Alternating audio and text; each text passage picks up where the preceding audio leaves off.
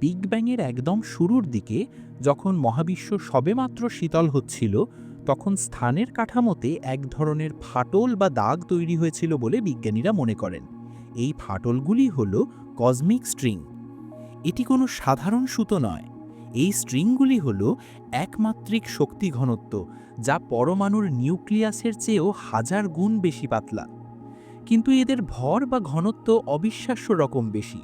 মাত্র 1 kilometre cosmic স্ট্রিংয়ের ওজন হতে পারে পুরো পৃথিবীর ভরের সমান।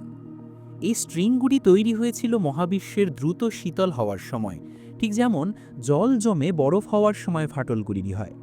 এই আদিম ফাটলগুলি মহাবিশ্বের বিস্তৃতি জুড়ে প্রসারিত।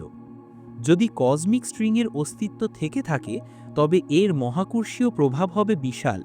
প্রথমত, এটি তার আশেপাশের তারার আলো এবং গ্যালাক্সির চিত্রকে বাঁকিয়ে দিতে পারে, যা দূরবীক্ষণে ধরা পড়তে পারে।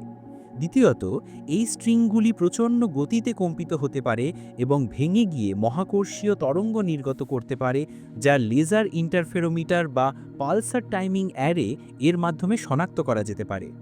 সবচেয়ে অদ্ভুত বিষয় হল, কসমিক স্ট্রিংয়ের গতিবিধি তত্ত্বগতভাবে সময় ভ্রমণের দরজা খুলে দিতে পারে। দুটি কসমিক স্ট্রিং যখন একে অপরের কাছাকাছি চলে আসে, তখন তারা মহাকাশকালকে এমনভাবে বিকৃত করতে পারে যে অতীতে ভ্রমণ করা সম্ভব হতে পারে তত্ত্বগতভাবে। কসমিক স্ট্রিং কি কেবলই তত্ত্ব, নাকি মহাবিশ্বের গঠন বোঝার চাবিকাঠি?